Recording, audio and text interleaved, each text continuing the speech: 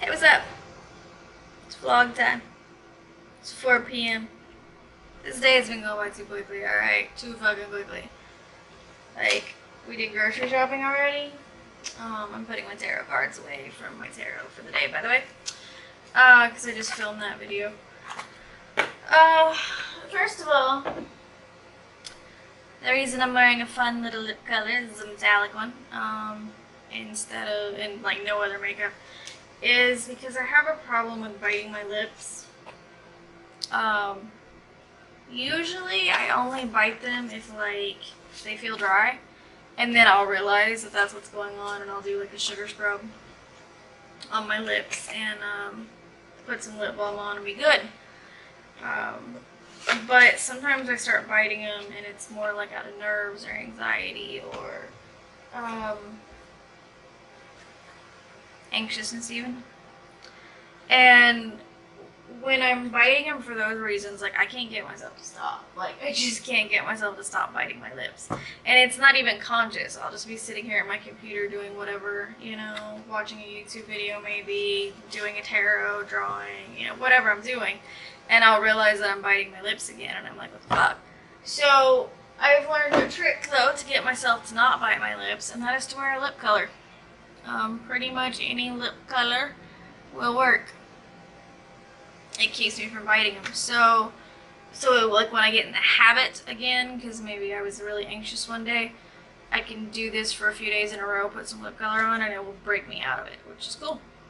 So I thought today, you know what, I don't feel like putting on makeup, but if I'm going to put on a lip color, let's put on something fun.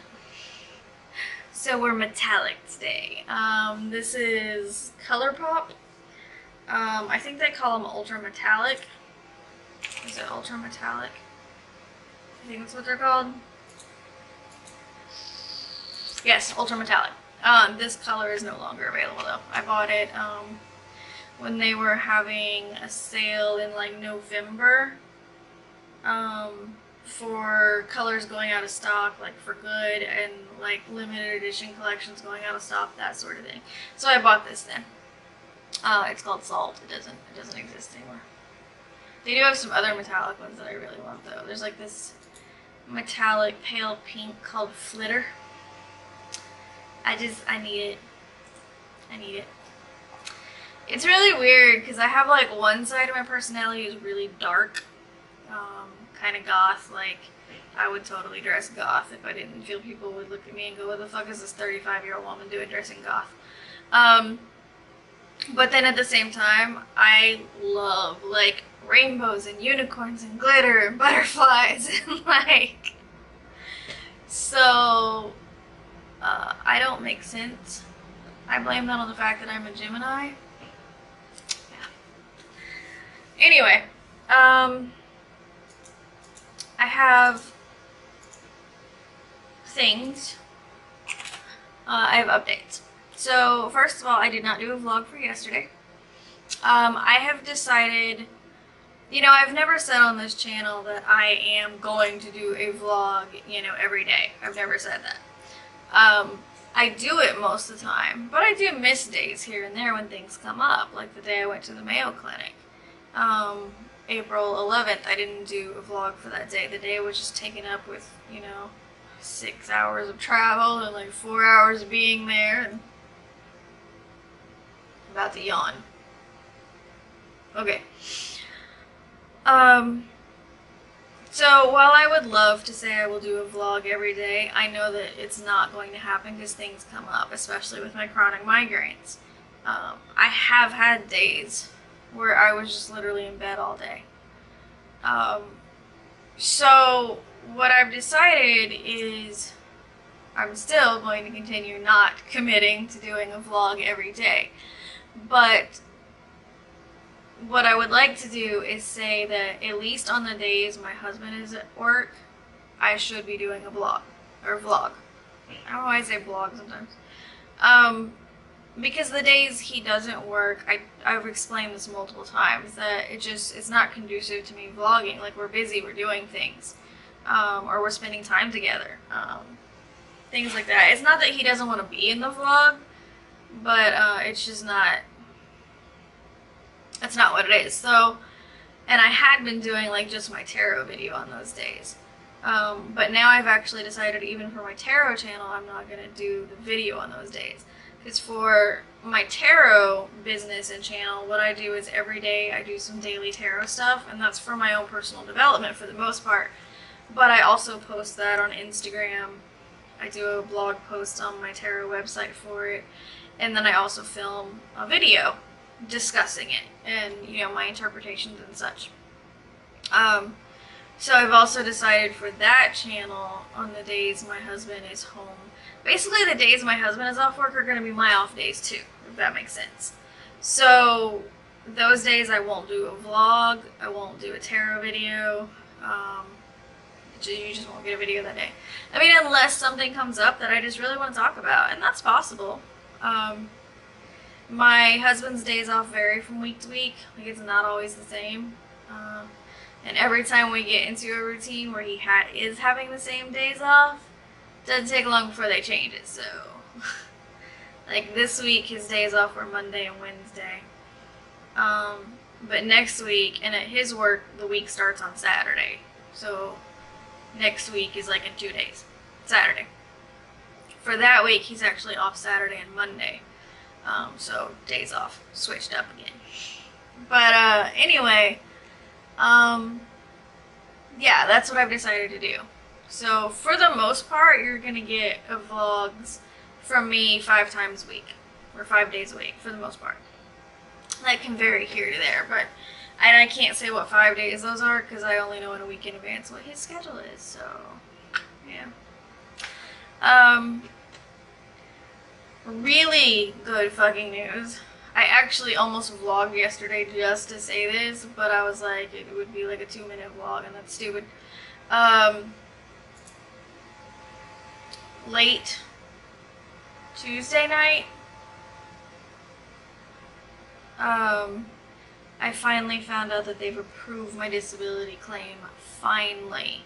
The one I have been fighting them to approve for over a fucking month for my short-term disability.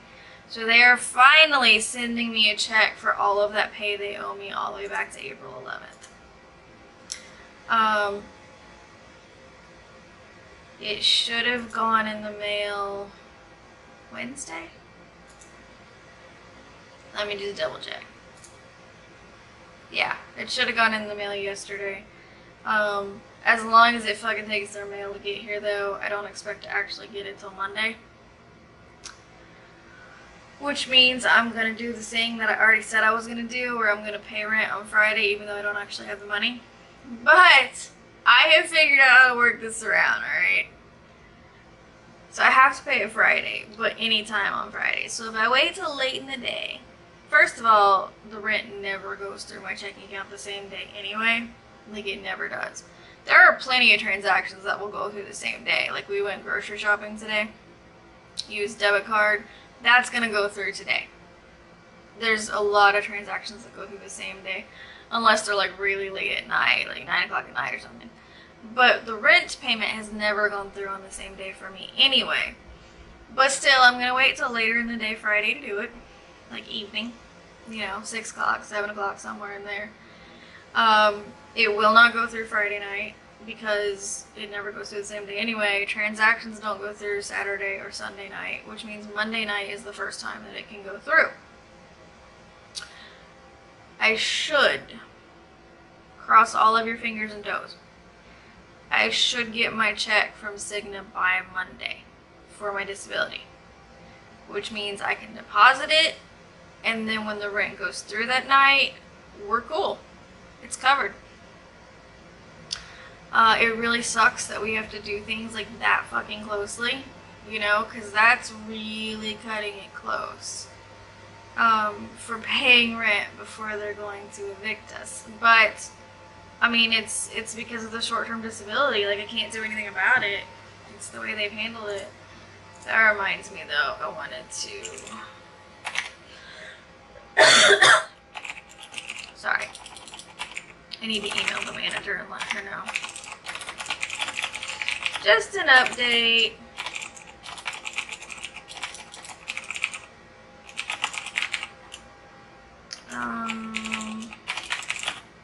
just want to let her know, you know, so she's not just like, well, are they gonna pay it before the 20th? I haven't heard anything.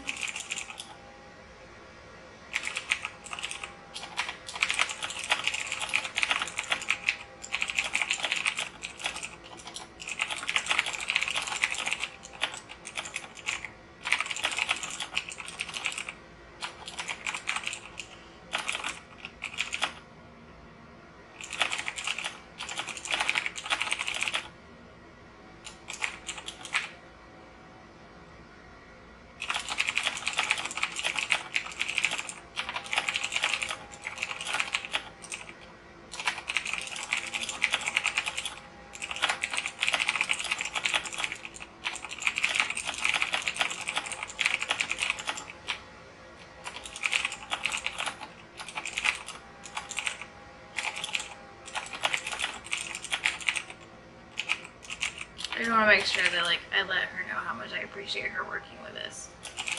Because we've lived in these apartments since January 2014. So almost 3.5 years. Like, another month will be 3.5 years. And we've never had to do anything like this. Like, never. We've never even paid our rent late enough to get a late fee. And, like, that's on the 6th. If you pay on the 6th or after, you get a late fee. So, like, we've never, ever had to do something like this. And, it was really scaring us because there are a lot of apartment complexes that, like, they've had so much of an issue with people, like, not paying rent that they won't really work with you, you know? You know, like, if they say the 10th is the day they file evictions, that's the day they file evictions. Like, and if you try to go to them and be like, can you give me till the 12th? They're like, no, we're filing eviction on the 10th. Like, I did actually get evicted once.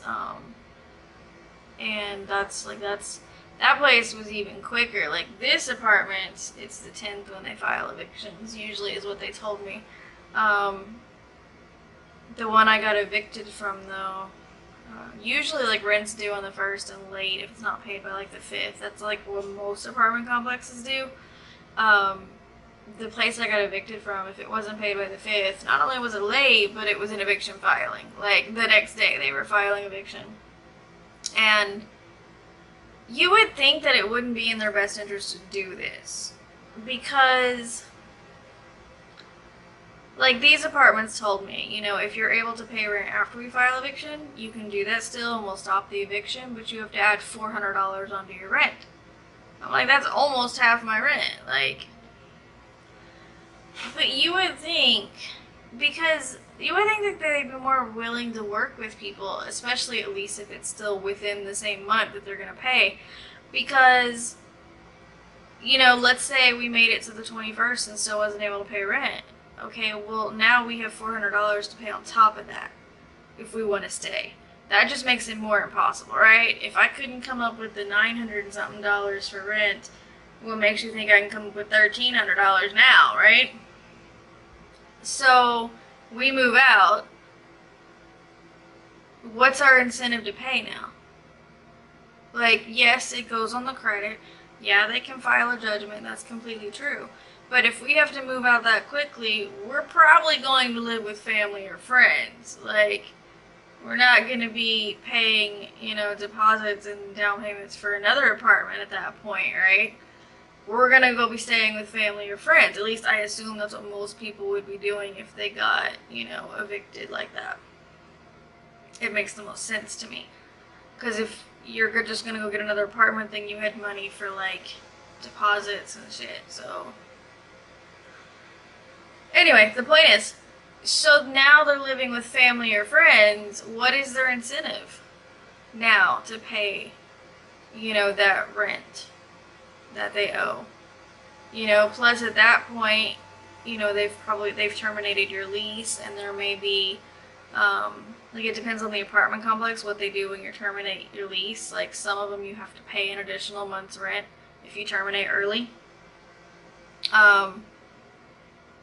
So, But like, what's your incentive to pay at that point? Like, really, what is your incentive?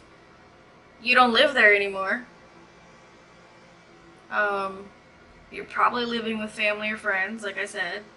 So rental history is it's not on the forefront of your mind right now.